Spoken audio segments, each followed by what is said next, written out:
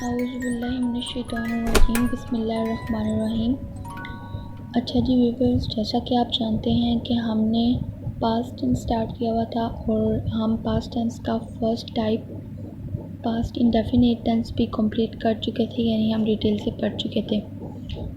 तो आज का हमारा टास्क था कि हमने पास्ट कंटिन्यूस टेंस करना था, बट मैंने ये डिसाइड किया है कि हम पास्ट कंटिन्यूस टेंस को अलग से करने के बजाय बाकी तीनों टाइप्स को इकट्ठे कर लेते हैं।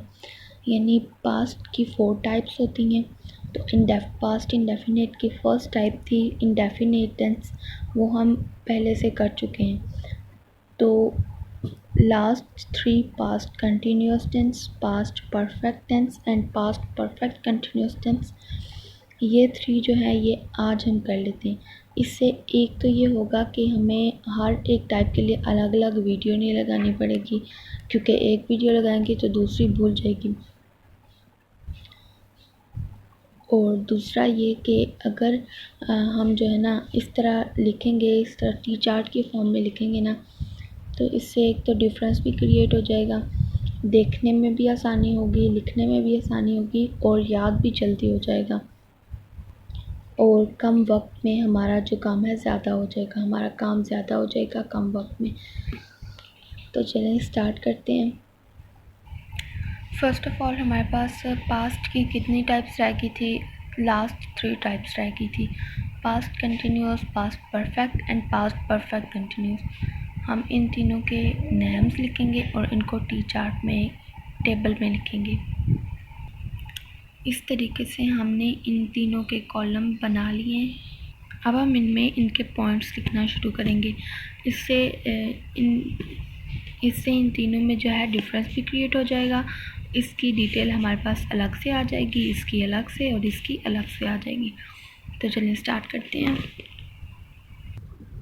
फर्स्ट ऑफ ऑल हमारे पास क्या है, कौन सा टेंस है? Past continuous tense. First of all past continuous tense में उसकी पहचान आती है। अगर हमें एग्जामिनर ने कहा है कि ये हमें उर्दू सेंटेंसेस दिए हुए हैं, आप इनको इंग्लिश में ट्रांसलेट करें और ये भी आइडेंटिफाई करें कि ये कौन सा टेंस है, तो उसके लिए ये पॉइंट बहुत ज़रूरी है। तो अगर कोई भी सेंटेंस जो है उर्दू में हो और वो पास्ट कंटिन्यूस टेंस से रिलेटेड हो, तो उसके लास्ट वाले जो वर्ड्स होंगे उर्दू में वो कौन से होंगे? रहा था, रही थी, रहे थे। क्योंकि पास्ट कंटिन्यूस टेंस है तो ये तीनों अल्फाज उनके लास्ट पे उस सेंटेंस के लास्ट पे आएंगे। रहा था, रही थी, रहे थे।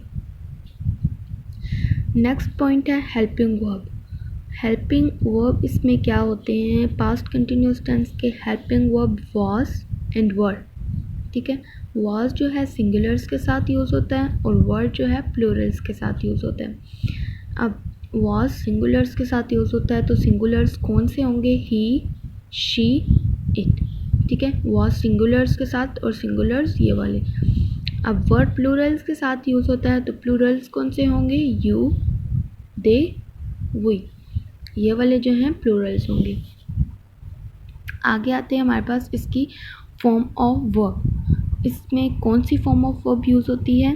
पास्ट कंटिन्यूस टेंस में फर्स्ट फॉर्म ऑफ वर्ब का यूज़ होता है और आईएनजी भी यूज़ होता है। इस पास्ट कंटिन्यूस टेंस में फर्स्ट फॉर्म ऑफ वर्ब का यूज़ होता है। फर्स्ट फॉर्म ऑफ वर्ब के साथ साथ इसमें आईएनजी भी यूज़ होता है। इस टेंस में आईएनजी, क्योंकि ये जो है कंटिन्यूस से रिलेटेड है तो कंटिन्यूस में आईएनजी ज़रूर होता है, क्योंकि कंटिन्यूस का मतलब होता है जारी, और जारी भी होगा इंग्लिश में जब हम उसके साथ आईएनजी लगाएंगे। Sentence structure. अब इसमें सेंटेंस स्ट्रक्चर क्या होगा? सेंटेंस स्ट्रक्चर हर सेंटेंस में यही होता है, यही वाला फॉलो होता है। सबसे पहले सब्जेक्ट आता है, उसके बाद हेल्पिंग वर्ब, उसके बाद फॉर्म ऑफ वर्ब, उसके बाद ऑब्जेक्ट और उसके बाद रिमेनिंग, यानी जो भी रह गया है सेंटेंस में वो लास्ट पर आ जाएगा। अब यहाँ पर हमारे पास आती है एग्जाम्पल। फॉर एग्जाम्पल, वो तेज़ दौड़ रहा था। अब ये तो हमें पता है, रहा था किस में आया, ये हमने कंटिन्यूअस टेंस की पहचान में पढ़ा था कि ये रहा था कौन सा है, कि रहा था कौन से टेंस में आया है, पास्ट कंटिन्यूअस टेंस। तो ये तो हमें पता चल गया कि ये कौन से टेंस से रिलेटेड है, पास्ट कंटिन्यूअस टेंस से।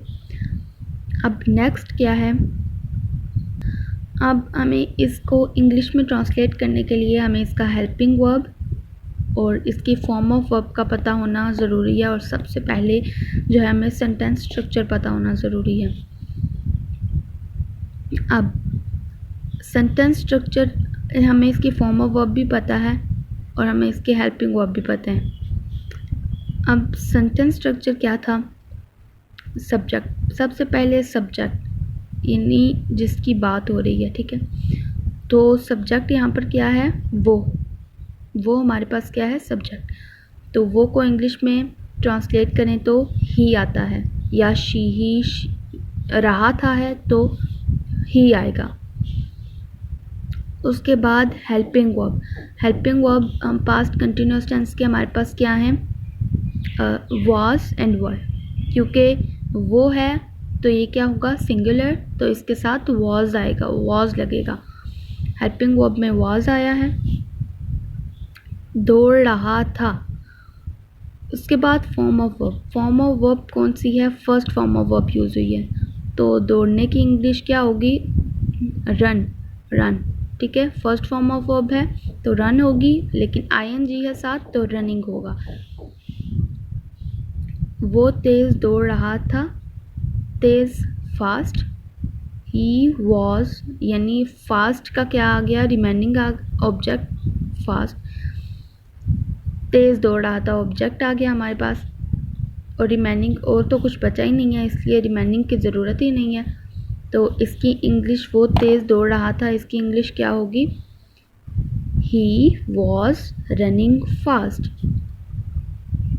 इसी तरह आप बहुत से सेंटेंसेस लिख सकते हैं, जैसे you were telling a story, तुम कहानी सुना रहे थे, और वी वर स्लीपिंग साउंडली, हम गहरी नींद में सो रहे थे। इस तरह बहुत से सेंटेंसेस जो है ना आप लोग लिख सकते हैं। अब हम नेक्स्ट टेंस की तरफ आते हैं, past perfect tense. Past perfect tense में भी सबसे पहले हमारे पास इसकी पहचान आती है, क्योंकि अगर उर्दू सेंटेंस हो और आइडेंटिफिकेशन का, जैसे कि हमने इधर पढ़ा था कि अगर आइडेंटिफिकेशन करनी हो हमें कि कौन सा टेंस है, तो ये पॉइंट्स बहुत ज़रूरी होता है। तो पास्ट परफेक्ट टेंस से अगर कोई भी रिलेटेड उर्दू सेंटेंस आया हो तो उसके लास्ट वर्ड्स क्या होंगे, चुका था, चुकी थी और चुके थे, या चुकी थी वगैरह अगर प्लूरल्स हैं तो। इसके बाद हेल्पिंग वर्ब, इसका हैड यूज़ होगा, ठीक है, हैड यूज़ होगा इसके साथ, क्योंकि यहाँ पर तो कंटिन्यूअस था, इसलिए यहाँ पर फर्स्ट फॉर्म ऑफ वर्ब और आईएनजी यूज़ हुई थी, क्योंकि हमेशा कंटिन्यूअस, बेशक प्रेजेंट है या फ्यूचर है या पास्ट है, कंटिन्यूअस टेंस है तो उसके साथ आईएनजी ज़रूर लगेगा। और यहाँ पर परफेक्ट टेंस है तो यहाँ पर third form of verb use होगी, हेल्पिंग वर्ब हैड यूज़ होगा, और फॉर्म ऑफ वर्ब इसमें third form of verb use होगी। और एक और बात, जब इंट्रोगेटिव या फिर नेगेटिव सेंटेंसेस में जब भी हमें नॉट लगाना हो, फॉर एग्ज़ाम्पल एक सेंटेंस है हमारे पास, he had not applied for the job, यानी वो मुलाजमत के लिए दरख्वास्त नहीं दे चुका था। तो यहाँ पर नॉट जब यूज़ हुआ है तो वो हेल्पिंग वर्ब हैड के बाद यूज़ हुआ है, हैड नॉट। इंट्रोगेटिव या नेगेटिव सेंटेंसेस में इसी तरह होगा, हैड के बाद ही नॉट आएगा, इसके अलावा और कहीं पे भी नहीं आएगा, ठीक है। Had is used after helping verb, not is used after helping verb. इसके बाद इसका सेंटेंस स्ट्रक्चर क्या है, वही पहले वाला sentence structure, subject, helping verb, form of verb, object और रिमेनिंग जो सेंटेंस में बचा है।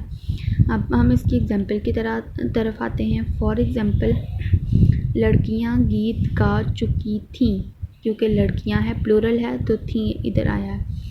तो अब इसमें चुकी थी हमारे पास परफेक्ट टेंस की, पास्ट परफेक्ट टेंस की आइडेंटिफिकेशन में है, पहचान में है, तो हम इजीली पता लगा सकते हैं कि ये जो सेंटेंस है ये पास्ट परफेक्ट टेंस से रिलेटेड है। अब हम इसके सेंटेंस स्ट्रक्चर की तरफ आते हैं ताकि हमारा सेंटेंस जो है बिल्कुल अच्छे से हो, क्योंकि सेंटेंस स्ट्रक्चर भी बहुत ज़रूरी होता है। सब्जेक्ट क्या है? लड़कियां। सब्जेक्ट पर सबसे पहले लिखेंगे हम द गर्ल्स, ठीक है। इसके बाद आता है हेल्पिंग वर्ब। हेल्पिंग वर्ब हमारे पास हैड है, ओनली हैड ही यूज़ होगा, द गर्ल्स हैड। इसके बाद हमारे पास क्या है? Form of verb. तो हमारे पास फॉर्म ऑफ वर्ब कौन सी है? थर्ड फॉर्म ऑफ वर्ब, यानी वर्ब की थर्ड फॉर्म यूज़ होगी। द गर्ल्स हैड ऑलरेडी संग, यानी गीत है तो संग हो जाएगा, third form of verb use हो जाएगी। और इसके बाद ऑब्जेक्ट आ जाएगा। ऑब्जेक्ट क्या था? सॉन्ग्स, गीत, ठीक है। ऑब्जेक्ट क्या था? गीत। अब हम इस सेंटेंस को बना लेते हैं, द गर्ल्स हैड ऑलरेडी संग द सॉन्ग्स। तो ये हो गया हमारे पास पास्ट परफेक्ट टेंस, और ये था हमारे पास पास्ट कंटिन्यूस टेंस। ये दो टेंस जो हैं हो गए। अब हमारे पास लास्ट रह गया है पास्ट परफेक्ट कंटिन्यूस टेंस। अब पास्ट परफेक्ट कंटिन्यूस टेंस में भी सबसे पहले पहचान आएगी, जैसा कि हमने इन दो टेंसेस में पढ़ा था कि अगर कोई उर्दू सेंटेंस आए तो उसके लिए पहचान। अब लास्ट, अब अगर हमें कोई इस तरह का ढूंढना हो तो उसके लास्ट अल्फाज क्या होंगे? ता रहा था, पी रही थी और दे रहे थे। एक तो बात ये हो गई, और दूसरी बात ये कि पास्ट परफेक्ट टेंस को पहचानना बहुत ही इजी होगा, क्योंकि उसमें एक ऐसी चीज़ आती है जो बाकी किसी भी टेंस में नहीं आती, ना ही इंडेफिनिट में, ना ही कंटिन्यूस में, और ना ही परफेक्ट में। उसमें क्या होता है? वक्त का जिक्र होता है, यानी टाइम का जिक्र होता है, ठीक है। तो इसलिए हम उसे इजीली जो है पहचान सकते हैं कि ये कौन से टेंस से रिलेटेड है, पास्ट परफेक्ट टेंस। फिर वैसे तो हमें पता चल ही जाएगा कि ये पास्ट से रिलेटेड है या प्रेजेंट से या फ्यूचर से। इसके बाद हेल्पिंग वर्ब पे आते हैं। इसका हेल्पिंग वर्ब क्या है? Had been plus ing is used. देखिए, past perfect continuous, perfect and continuous, थोड़ा सा इधर से लिया, थोड़ा सा इधर से, और थोड़ा सा इसका अपना पास्ट परफेक्ट के अपने थोड़े से पॉइंट्स थे, तो ये क्या बना? पास्ट परफेक्ट कंटिन्यूस टेंस, ठीक है। अब यहाँ पर हेल्पिंग वर्ब हमारे पास क्या है? Had been plus ing is used. ing किससे लिया? हैड परफेक्ट से, ing कंटिन्यूस से, और बीन इसका अपना। Form of verb, first form of verb use होती है या जैसा कि कंटिन्यूस टेंस में use of since and for. Use of since and for, वक्त का जिक्र, तो वक्त का जिक्र है तो सिंस और फॉर का यूज़ होगा। सिंस यानी सिंस उस वक्त हम लिखते हैं किसी भी सेंटेंस में जब हमें वक्त का सही पता हो कि हाँ इसने इतने बजे से लिखना शुरू किया और आज इतने बजे ख़त्म किया। और फॉर तब हम यूज़ करते हैं जब हमें वक्त का सही क्लियर नहीं होता, कि हम सिर्फ ओनली अंदाज़ा लगा सकते हैं कि हमें डेट क्लियर नहीं होती, तब हम इस तरह फॉर का यूज़ करते हैं। अगर वक्त का जिक्र है तो सिंस और फॉर ज़रूर यूज़ होगा। हैड नॉट बीन, अब ये यही वाला सेंटेंस है, not is used after helping verb. ये मैंने यहाँ पे यही लिखा है कि नॉट देखें हैड के बाद ही यूज़ हुआ है, हैड नॉट बीन, ठीक है।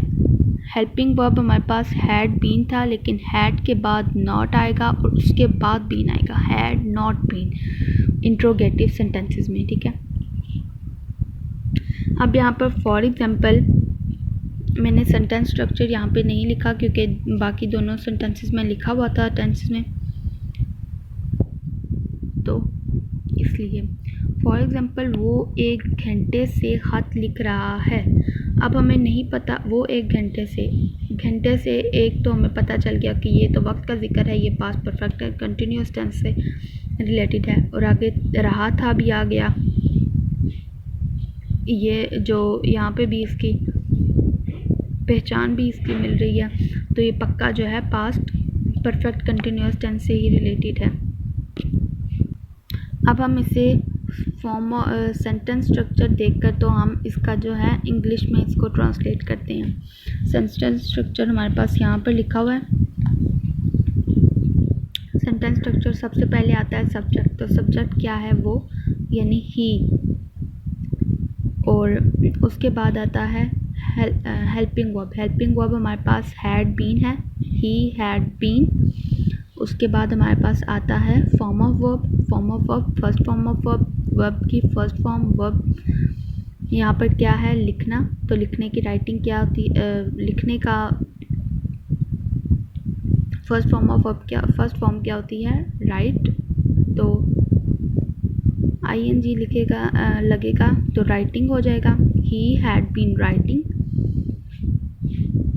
अब वो क्या लिख रहा था, यानी ऑब्जेक्ट क्या था, द लेटर, ठीक है, he had been writing the letter. बाकी रिमेनिंग हमारे पास क्या आ गया, टाइम आ गया, ठीक है। He had been writing the letter for an hour, वो 1 घंटे से ख़त लिख रहा था। फॉर हमने क्यों यूज़ किया, क्योंकि हमें नहीं पता कि हम वो 1 घंटा कौन सा है, अगला है या पिछला है, ये क्लियर नहीं है, इसलिए हमने सिर्फ फॉर यूज़ किया। अब आप सिंस के लिए भी इसी तरह, सिंस का सेंटेंस भी इसी तरह बना सकते हैं, यानी फॉर एग्ज़ाम्पल वो 1938 से इस मकान में रह रहे थे, ठीक है, वो 1938 से इस मकान में रह रहे थे। तो इसकी इंग्लिश क्या होगी, they had been living in this house since 1938। They had been, sentence structure वही होगा, ओनली ऑन सिंस चेंज हो जाएगा क्योंकि अब हमें डेट पता चल गई है कि कब से लेकर कब तक यहाँ पर रहे थे, 1938 से लेकर तो अब तक रहे थे वो यहाँ पर इस मकान में। इसी तरह आप इसके भी बहुत सारे सेंटेंसेस बना सकते हैं। अब हम इसमें तो डिफरेंस कर लेते हैं, इसकी past continuous tense, perfect tense, perfect continuous tense. रहा था, रही थी, रहे थे। चुका था, चुकी थी, चुके थे या चुकी थी। इसमें फ़र्स्ट ऑफ ऑल वक्त का जिक्र होगा, ता रहा था, ती रही थी, ते रहे थे, ये तीनों जो हैं डिफरेंट हैं, ठीक है। अब इसके बाद हेल्पिंग वर्ब इसके क्या होंगे, वॉज और वर। वॉज सिंगुलर्स के साथ, वर प्लूरल्स के साथ। इसका हेल्पिंग वर्ब क्या होगा, हैड, और इसका इन दोनों को मिलाकर हैड बीन और ing, ठीक है। इसके बाद सिंगुलर्स और plurals, he, she, it, you, they, we. और फॉर्म ऑफ वर्ब कौन सी लगेगी, फर्स्ट फॉर्म ऑफ वर्ब और ing।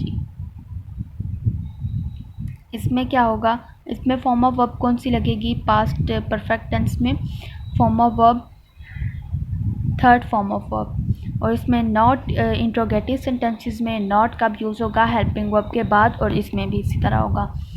इसकी फॉर्म ऑफ वर्ब कौन सी होगी, first form of verb use होगी और इसमें भी ing यूज़ होगा, पास्ट कंटिन्यूस टेंस की तरह। सेंटेंस स्ट्रक्चर तीनों का सेम होगा, यानी पहले सब्जेक्ट आएगा, उसके बाद हेल्पिंग वर्ब, उसके बाद फॉर्म ऑफ वर्ब, उसके बाद ऑब्जेक्ट, उसके बाद रिमेनिंग। अब हम इसकी एग्जांपल की तरफ आते हैं। एग्जांपल इसकी क्या होगी, वो तेज़ दौड़ रहा था, he was running fast. Past perfect की एग्जांपल क्या होगी, फॉर एग्जांपल लड़कियां पहले ही गीत गा चुकी थी, द गर्ल्स हैड ऑलरेडी संग द सॉन्ग्स। इसके बाद पास्ट परफेक्ट कंटिन्यूस टेंस की एग्जांपल क्या होगी, फॉर एग्जांपल वो 1 घंटे से ख़त लिख रहा था, he had been writing this letter for an hour. यहाँ पर फॉर का यूज़ हुआ है। आप सिंस से भी इसी तरह कोई सेंटेंस बना सकते हैं, यानी वो मैं 16 तारीख से दरख्त लगा रहा था, यानी अब मुझे जो है डेट बिल्कुल पता है कि मैंने कितनी तारीख से दरख्त लगाना शुरू किया था, 16 डेट से, इसलिए हम यहाँ पर सिंस यूज़ करेंगे। I have been planting trees since the 16th। Okay,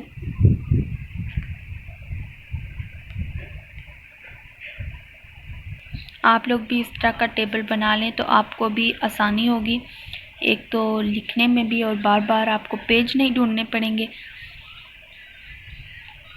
ये टेबल में देखें कितना इजी हो गया है हमें लिखने में। और अब हम एक ही साथ जो है तीन जो है वो कर सकते हैं, तीन टेंसेस की इंफॉर्मेशन ले सकते हैं एक साथ ही। सो व्यूअर्स, आज के लिए बस इतना ही। उम्मीद है आपको हमारी ये वीडियो पसंद आई होगी, इसलिए हमारी वीडियो को लाइक कीजिए और हमारे चैनल को सब्सक्राइब कीजिए और साथ बेल आइकन है उसको भी दबा दीजिए, ताकि हमारी हर आने वाली अपडेट आप तक सबसे पहले पहुंचे। इंशाल्लाह हमारी नेक्स्ट वीडियो फ्यूचर टेंस पे होगी, और अगर आपको किसी भी टॉपिक पे वीडियो चाहिए, 6 या 9 क्लास से रिलेटेड कोई भी सब्जेक्ट हो सकता है, तो आप मुझे कमेंट सेक्शन में बता सकते हैं। इंशाल्लाह मेरी नेक्स्ट वीडियो उसी पे होगी।